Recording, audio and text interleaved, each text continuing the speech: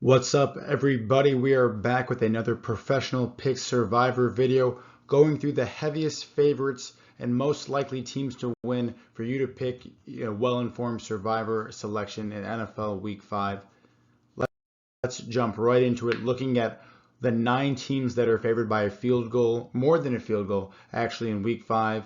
Seeing some familiar favorites down here at the bottom in perennial playoff contenders, and a few unlikely teams favored by close to a touchdown or even more in Week 5. But let's start with what teams I recommend you think twice about taking, and I actually give you caution enough to maybe stay away from them altogether in Week 5. Starting with the first game here, I take a look twice at the Chiefs game against the Jaguars.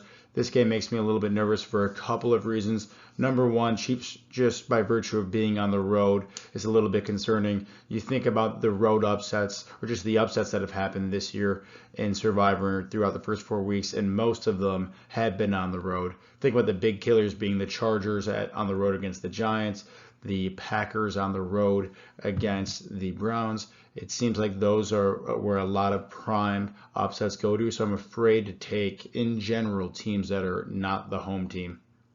Chiefs here have had a rough go to start the season 0-2, but have since picked up 2 straight. Offense is gaining a little bit more steam, but it's too inconsistent for me to completely trust. And they're facing off against the defense in the Jaguars. It's a top 5 unit in the league, really stout run defense and secondary, and forcing turnovers at an extremely high clip, leading the league in turnovers forced at I think 13 throughout just the first 4 games.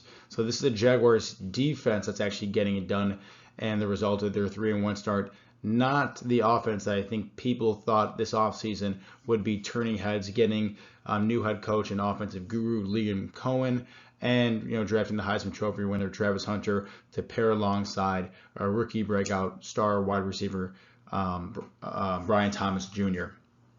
But again, they have those pieces in the Jaguars offense that makes a team like them so scary with the defense clicking like this. Again, I'm sure the Chiefs will win this game. They need to get above 500 for the first time this season. But this is not an easy opponent to do it with the Jaguars. And because it's an away game and because that Jaguars defense is playing so well, I would avoid the Chiefs here.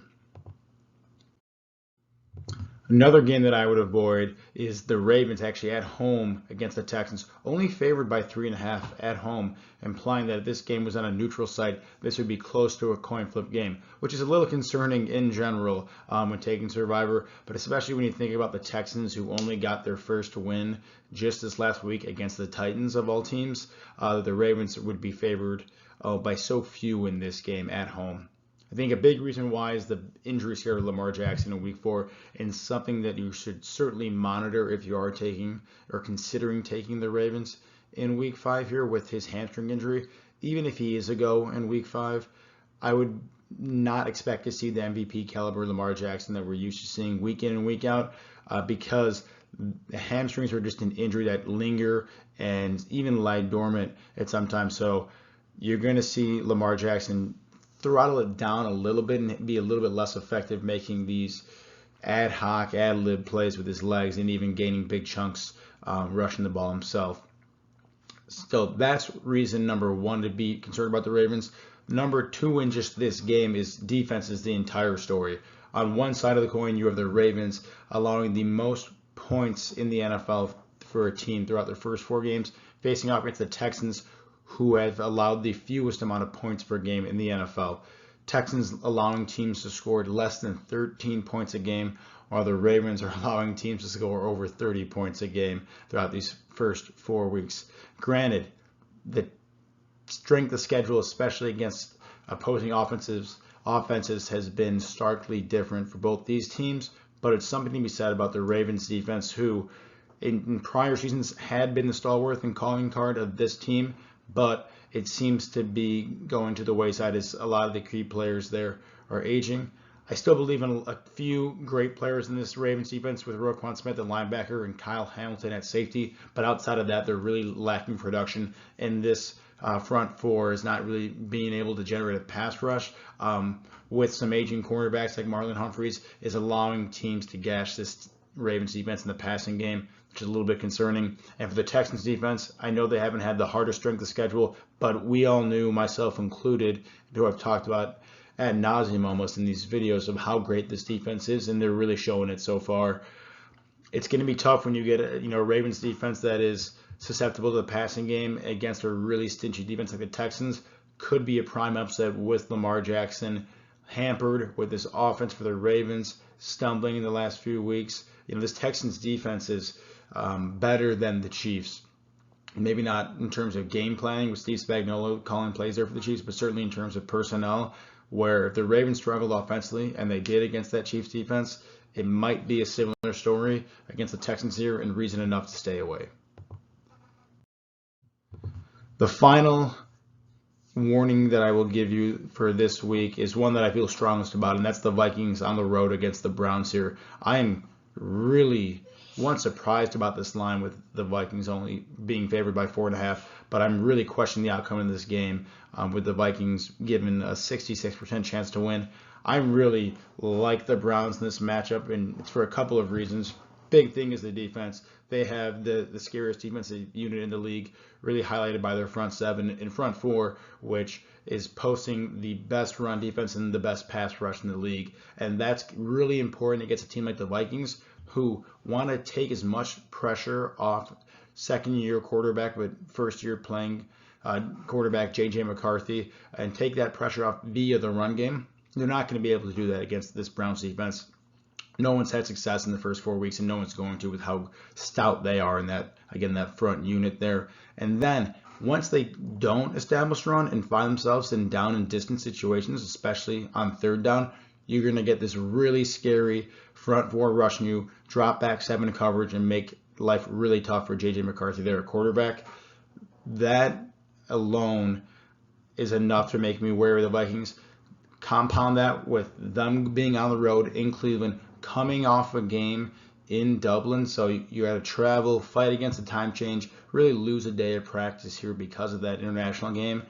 This game is going to be really tough for the Vikings, again, against the Browns defense that is so prolific, and then a Browns offense that is, I wouldn't say picking up steam, but you're certainly getting a guy like Quinshon Judkins, the rookie running back out of Ohio State, getting more integrated within this offense, which just adds another wrinkle and a little bit more of a dynamic offense with him at running back, as opposed to when you had Jerome Ford running the ball between the tackles there. I think the big difference here is the Browns defense, making this life really tough for the Vikings offense. The Browns offense has certainly struggled in not going up against poor defense by any means for the Vikings, so that's the equalizer there. But this Vikings defense has seen its fair share of injuries this season, and again, I just think with J.J. McCarthy going up against any good defense right now hasn't really proven it, at least for all 4 quarters. You look back at this Dublin game against the Steelers, and throughout the first 3 quarters, this Vikings offense was only able to muster up 6 points. Then it wasn't until the game was relatively out of question where that Steelers defense eased up a little bit and allowed the Vikings to score 2 fourth-quarter touchdowns.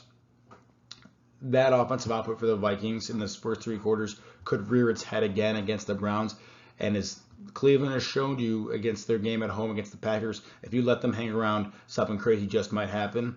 And with that defense, I think that they're going to give Cleveland and the Browns plenty of opportunities against subpar offenses all season long, this game being one of them.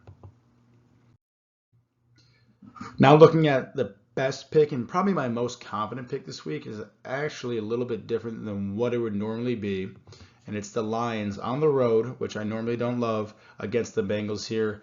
Right now, the Lions are scoring the most points in the NFL, and that's even after a pretty poor offensive showing against Green Bay in Week 1. But ever since then, they haven't turned back, and they've just looked just as explosive and dynamic as they did under Ben Johnson calling plays on offense last season. They're going up against the Bengals team that is continuously without Joe Burrow and looking and struggling to find its offensive identity. Jake Browning at quarterback is having a really tough time getting the balls to their offensive playmakers and superstars, specifically Jamar Chase. And to add insult to injury, he's had a penchant for committing turnovers, and this Lions defense is very familiar with and well adept at forcing turnovers.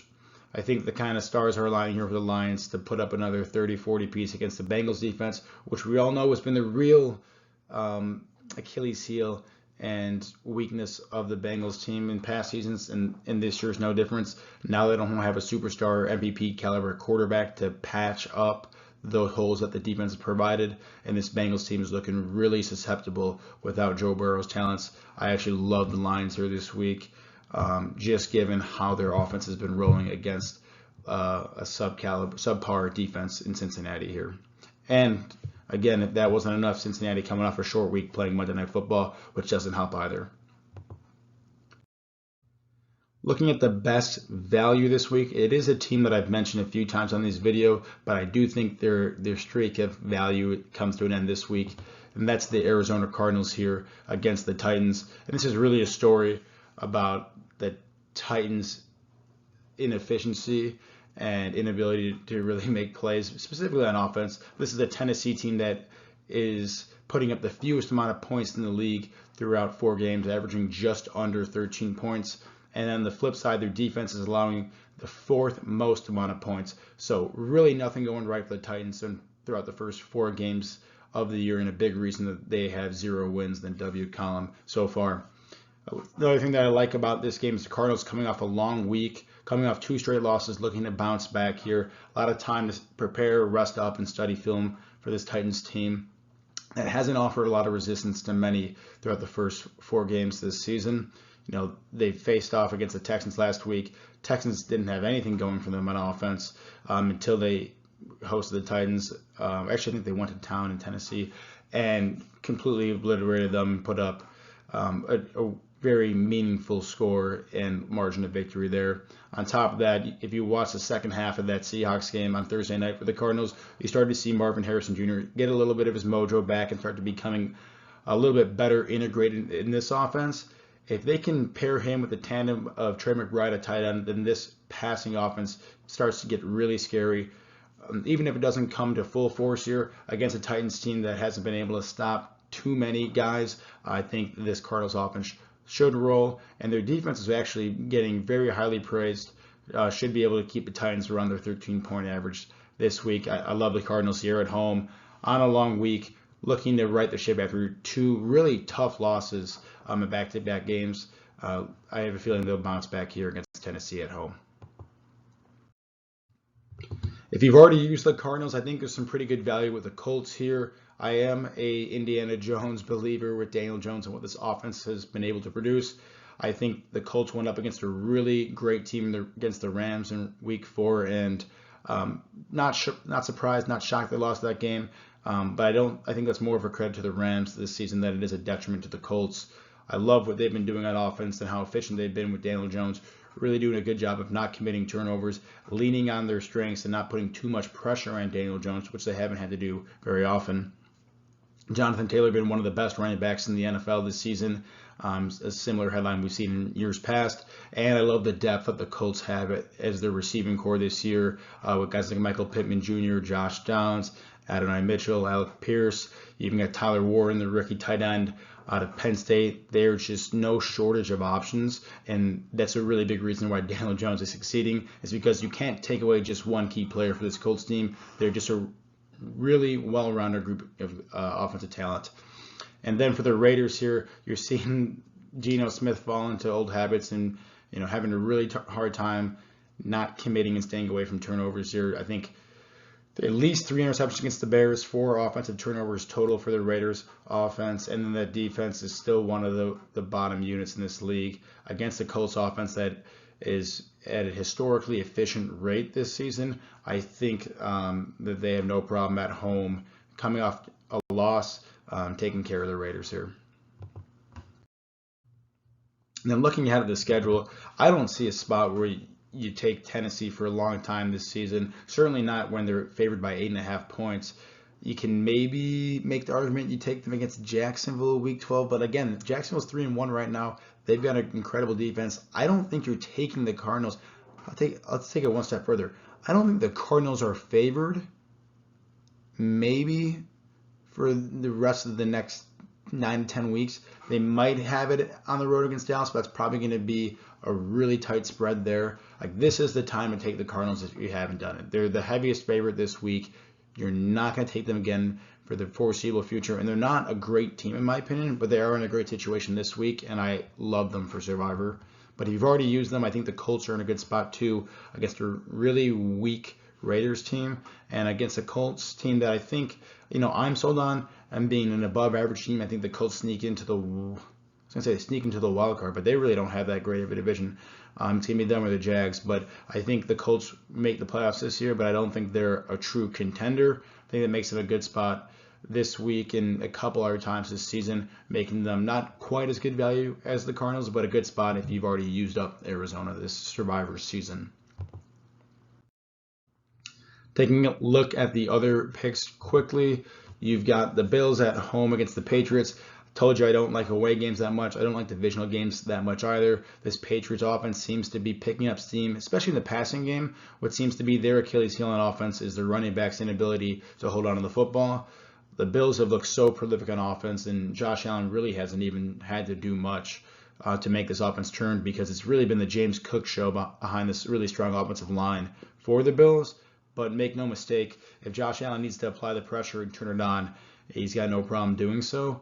I think the Bills should roll here against the Patriots, but again, not my favorite spot against the divisional opponent, even when it is at home. Talked about the Lions being the best pick. Don't need to go any longer there. Looking at the Rams versus the 49ers, very similar story with the Bills, where I don't love the divisional game, and I think the talent disparity or lack thereof is a little bit tighter here between the Rams and Niners. And just anecdotally, when these two teams have played the past few seasons, you can really throw out the record book, throw away the talent disparity between the teams, and it's going to be an old school defensive-sided football game with low scoring totals. These teams just know how to scheme against each other, and I expect a close, hard-fought game here. That being said, I have a lot of respect for the Rams have done offensively and their efficiency with Matt Stafford, Puka Nacua being one of the toughest receivers to stop in this league alongside Devontae Adams is a great number 2. Hard to slow down this Rams offense. And the 49ers defense isn't what it used to be, although still pretty solid. Not the top 5 unit that we're used to seeing out of them. And I think the Rams win here. But again, probably a tighter game than you would like, just given the familiarity that these two teams have and how well they played each other in the past, and just how savvy and cerebral these coaches are, both offensively and with their defensive staff. Again, I think it's going to be a lower scoring game than people expect, and a tighter game at that too. I'd like the Rams to win here, but certainly don't endorse the pick. And then finally, you got the Eagles hosting the Broncos here. Broncos coming off a short week, beating up on the Bengals and flexing their defense on Monday Night Football. I like the Eagles to win this game. Hard not to when they're 4-0 and a Super Bowl champion, but I can see them very easily dropping this game. They could write the scenario in both ways, but they're going up against a really, really strong Broncos defense, and this is an Eagles team that has struggled to pass the ball in recent games, with Jalen Hurts not being as accurate as I think myself and a lot of people would like to see him on throws that are intermediate or long in nature. This is an Eagles offense that fails to stretch the field in the passing game, and that could really rear its head against the Broncos, that they don't need to drop back a ton of guys in coverage to slow you down, given how strong of a secondary they have, led by reigning Defensive Player of the Year, Pat Surtain. So if the Broncos can kind of bottle up Saquon Barkley and this run defense for the Eagles, and Jalen Hurts too, which is much easier said than done and much harder in practice, then they have a chance to compete with the Eagles, because that offensive passing game has not been there. That being said, I don't think the Broncos offense is as good as it was last year. I don't think Bo Nix is playing as well or as efficient as he did last year. Coming into a sophomore season, I think people got a lot more tape and a lot better understanding of what his weaknesses and his tendencies are, and that's caused him to take a step back. You've seen that from guys like C.J. Stroud, certainly after his amazing rookie season. I think this is no different. This Eagles defense is really legitimate and really solid, especially in their front seven. I think that's going to be the difference in the game, and that's why the Eagles ultimately will win, not because strength necessarily on their offense, but because their defense will be enough to bottle up Bo Nix and the Broncos. But this game might be closer than people think as well, just because of how great that Broncos defense is and the struggles that Jalen Hurts has had in the past. You're not seeing A.J. Brown at wide receiver put up the superstar numbers that you're used to him seeing. And even, outside of Devonta Smith as a number 2, a little bit thinner receiving staff. Dallas Goedert still in the mix at tight end. But again, you're not seeing the offensive production in the passing game that you saw out of the Super Bowl champ Eagles, or even when they were runners-up a couple of years ago. This offensive passing attack needs to change, I think, for them to be a true threat to go all the way again. For right now, I think it's enough to get them past the Broncos, but something to keep an eye on too when you're considering the Eagles. So that's a quick 20 minutes on Survivor Week 5. Again, I love the Lions this week against a really inferior Bengals team without Joe Burrow. Cardinals in an incredible spot here for value. I think you're almost compelled to take them this week if you had them available. I'd stay away from the Vikings given how great the Browns defense has been. The fact that the Vikings are on the road, which is where a lot of upsets happen, and that they're coming off of some international travel here, which certainly can't help. The Ravens are going up against a really stout Texans defense, and the Ravens themselves boasting a very poor defense in terms of stopping opposing teams from putting up points on them. Chiefs going up against the Jaguars team that continues to find ways to win, forcing the other team to turn the ball over and have a little bit of sneaky passing attack as well. We're starting to figure it out more and more each week. Reason enough to stay away from all those guys, especially given that the Chiefs are on the road too. I got to take the Cardinals this week in any league I had them available. Otherwise, I'm heavily considering the Colts as well, given their relative value here. But you make whatever pick you're comfortable with. Let me know if you got any questions in the comments, and let me know who you're taking this week. Until then, I'll see you guys in Week 6.